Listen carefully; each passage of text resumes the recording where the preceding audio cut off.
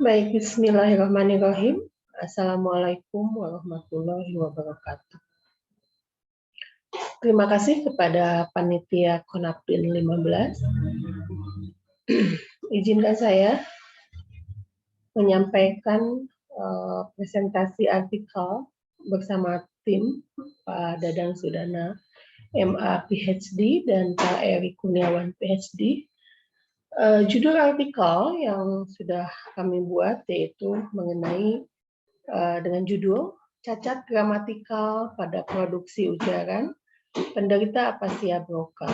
Nah, artikel ini merupakan serpihan dari disertasi yang sedang saya tekuni saat ini, gitu ya. Di sini ada beberapa hal yang akan sampaikan berkaitan dengan judul ini, ya, yaitu cacat gramatikal, kemudian produksi ujaran dan penderita apasia broca. Cacat gramatikal, apa itu cacat gramatikal?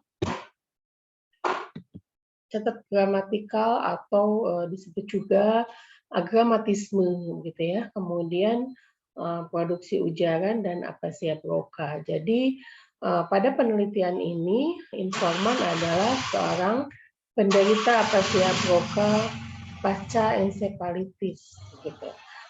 Apasia broca itu banyaknya diderita oleh seseorang yang mengalami stroke, gitu ya. Nah, pada penelitian ini apasia brocanya itu disebabkan oleh ensefalitis. Apa itu ensefalitis? Nanti akan saya jelaskan. Jadi ketika seseorang mengalami apasia broca, maka secara produksi ujarannya itu secara gramatikal itu mengalami kesulitan. Jadi dia mengalami agramatisme. Pada penelitian pendahuluan dinyatakan bahwa seseorang yang mengalami apasia broca itu mengalami agramatisme pada aspek morfologi, ya, yaitu kesulitan dalam memproduksi kata kerja, begitu. Nah, pada penelitian ini saya akan mendeskripsikan bagaimana agramatisme pada aspek morfologi pada ujaran informan, yaitu bagaimana produksi kata benda, kata kerja, kata sifat, dan jenis kata lainnya, begitu. Nah, penyebab dari agramatisme itu tadi adalah karena bagian otak yang memproduksi ujaran itu terganggu, begitu. Jadi area berbahasanya terganggu sehingga ujaran yang dituturkannya itu tidak mengacu kepada grammar yang benar, jadi agramatisme, gitu. Ya. Hal ini disampaikan oleh Albert, kemudian Martin, Harold, Nancy, Hale, dan Alannya bahwa penderita agramatisme itu meninggalkan kata-kata isi seperti kata benda, kata kerja, dan kata sifat itu dalam bahasa Inggris. Nah, bagaimana dengan produksi ujaran pada penutur bahasa Sunda, ya? Jadi ketika si informan itu memproduksi ujaran, dia terlebih dahulu di mindanya itu, di pikirannya itu, ya, dia apa yang akan dia sampaikan di mindanya itu dalam apa yang diujarkannya itu, apakah itu cocok, artinya ada hambatan atau tidak, begitu ya. Seperti yang disampaikan oleh Naitz bahwa ujaran itu awalnya itu berupa sebuah ide, sebuah pemikiran, ya, di otak si pembicara itu, kemudian sampai kepada produksi ujarannya. Jadi yang akan saya teliti produksi ujaran pada penderita apasia pasca ensefalitis ini dari aspek morfologi, dari jenis katanya, bagaimana produksi jenis katanya, begitu. Apakah agramatisme atau semua jenis kata itu agramatisme atau pada jenis kata tertentu saja, begitu. Nah, di sini apasia broca, apa itu apasia broca? Yaitu Di sini letaknya ya, di sebelah kiri, dekat telinga. Nah, di sini kalau daerah area broca ini terganggu, maka produksi ujaran itu terganggu. Jadi jika daerah lobe frontal kiri atau area broca ini terganggu, sehingga produksi ujaran si informan itu terganggu. Kalau yang terganggunya di sebelah kanan ini, di sini dekat area broca ada Wernicke's area ini, maka pemahaman yang terganggu gitu ya. Jadi apa sih agramatik itu disebabkan oleh kerusakan otak, sehingga defisit pada kemampuan sintaksis dan morfologis gitu ya, dinyatakan oleh Menz dan Obler seperti itu. Selanjutnya, apa itu ensefalitis? Nah, jadi si informan pada penelitian yang saya lakukan ini, seorang informan yang mengalami ensefalitis ya. Apasia brokanya itu disebabkan oleh ensefalitis, disebabkan oleh infeksi virus. Jadi kerusakan otak itu penyebabnya ada virus, ada bakteri, ada jamur gitu ya. Nah, ensefalitis radang otak. Jadi radang otak itu penyebabnya tadi ada virus, bakteri, dan jamur gitu. Nah, dinyatakan oleh Will 2018 bahwa ensefalitis itu disebabkan adanya inflamasi ya dari otak yang menyebabkan disfungsi neurologi begitu ya. Nah, itu jadi otak kita adalah kekuatan kita ya, harus dipelihara dengan baik begitu ya. Artinya kalau otak terganggu maka akan mengganggu kepada produksi ujaran kita, kepada pemahaman ketika berkomunikasi seperti itu. Jadi penyebabnya ada stroke tadi, ada ensefalitis. Nah, ensefalitis juga disebabkan oleh virus, bakteri, dan jamur gitu ya. Nah, penelitian ini menggunakan metodologi melalui pendekatan kualitatif, kemudian metodenya studi kasus dengan pendekatan intrinsik single case study. Untuk mengumpulkan data, saya menggunakan wawancara dengan informan, kemudian dengan orang tuanya, ibunya informan juga. Kemudian dari tuturan yang disampaikan informan kemudian direkam. Untuk data yang diperlukan, kami juga mengumpulkan data melalui elisitasi ya, melalui gambar sebagai elisitasi data. Kemudian observasi juga itu dari penggunaan produksi ujaran ya, dari perilaku bahasanya berupa penggunaan produksi ujaran.